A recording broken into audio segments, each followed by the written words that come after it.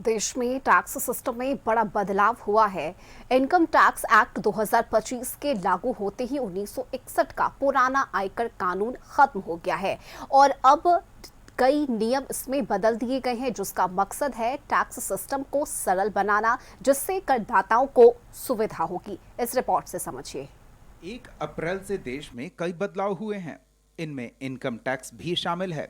नए कानून का मकसद टैक्स सिस्टम को सरल, पारदर्शी और डिजिटल बनाना है।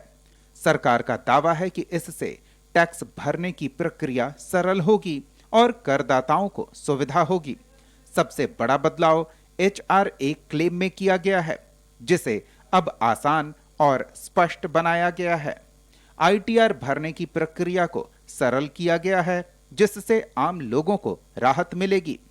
पैन से जुड़े नियमों को सख्त और अपडेट किया गया है ताकि टैक्स चोरी रोकी जा सके। फॉर्म 16 और इनकम टैक्स सर्टिफिकेट का फॉर्म बदला गया है। साथ ही शेयर बाजार में निवेश पर टैक्स नियमों को ज्यादा पारदर्शी बनाया गया है।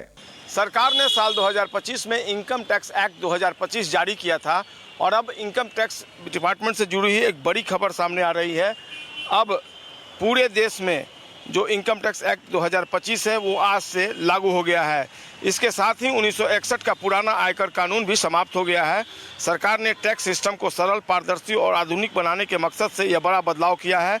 नए कानून के लागू होने के साथ ही आम करदाताओं से लेकर कारोबारियों तक पर सीधा असर पड़ेगा। इस नए कानून के तहत कई अहम नियमों में बदलाव किए गए हैं। सबसे प्रमुख बदलाव हाउस रेंट अलाउंस क्लेम से जुड़ा है, जिसमें अब प्रक्रिया को अधिक स्पष्ट और सरल बनाया गया है। इसके अलावा आयकर रिटर्न की अगर बात कर लें तो आयकर रिटर्न भरने के नियमों में भी संशोधन किया गया है, जिससे करदाताओं को कम जटिलता का सामना करना पड़े।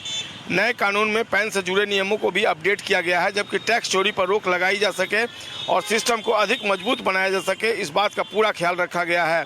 इसके साथ ही फॉर्म 60 और अन्य इनकम टैक्स सर्टिफिकेट के फॉर्मेट में भी बदलाव लाया गया है, जिससे जानकारी को अधिक स्पष्ट तरीके से प्रस्तुत किया जा सके। शेयर बाजार की बात करें तो शेयर बाजार में इन्वेस्ट करने वालों के लिए भी महत्वपूर्ण बदलाव किए गए हैं।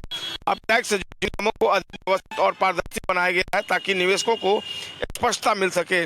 सरकार का ऐसा मानना है कि इससे निवेश को बढ़ावा मिलेगा और टैक्स अनुपालन बेहतर हो सकेगा। इस नए कानून का एक बड़ा मकसद टैक्स प्रक्रिया को डिजिटल और यूजर फ्रेंडली बनाना है।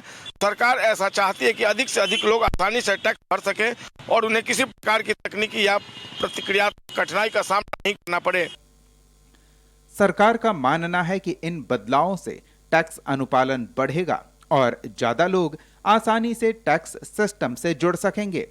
हालांकि विशेषज्ञ मानते हैं कि शुरुआती दौर में लोगों को नए नियमों को समझने में समय लग सकता है। इस नए वित्त वर्ष में जो मुख्य तौर से परिवर्तन किया गया है वो ये है कि कैश ट्रांजैक्शन में गवर्नमेंट ने थोड़ी सी राहत दी है लोगों को। जैसे पहले था कि बैंक में अगर आप कैश जमा करते हैं तो 50,000 से ज़्यादा या 50,000 तक करते हैं तो पैन की आवश्यकता थी, अब उसको हटा दिया है। विड्रॉ में भी उन्होंने वही किया है कि 50,000 तक अगर आप विड्रॉ करते हैं तो पैन की ज़रूरत नहीं है। पहले था कि 50,000 तक ही पैन की ज़रूरत मांग लेते थे, अब ये हट गया है। दूसरा है कि नया टैक्स रिजिम जो है वो बहुत अच्छा है, लोगों को बहुत फ़ायदा होगा। 12 लाख तक कोई टैक्स नहीं है अभी भी, तो स्लैब में कोई चेंज नहीं है। और लेकिन वो सभी के लिए अगर कैलकुलेट देखेंगे पुराने वाले से नए वाले में तो 12 लाख तक टैक्स में छूट है, ये बहुत बड़ा राहत है, बहुत बड़ी राहत है। प्लस सैलरी वाले को अलग से 75,000 स्टैंडर्ड डिडक्शन मिल रहा है। रेंटल इनकम है तो 30% रिबेट अलग मिलता है, तो ये सब फायदे हैं। दूसरी तरफ पुराने रिजम में था कि आप जैसे PPF में जमा करते थे या जिनके घर में लड़की बच्ची हैं सुकन्या में जमा करते थे तो वो 1.5 लाख तक छूट मिलती थी। उसका फ़ायदा क्या है, आपको नए वाले में छूट तो कुछ नहीं मिलेगी, बट उसका इंटरेस्ट जो है वो टैक्स फ्री है, जो आज भी टैक्स फ्री है। तो वो मेरे समझ से बहुत अच्छा है, उसमें लोग इन्वेस्ट करें, PPF में भी करें, रेट ऑफ इंटरेस्ट भी अच्छा है।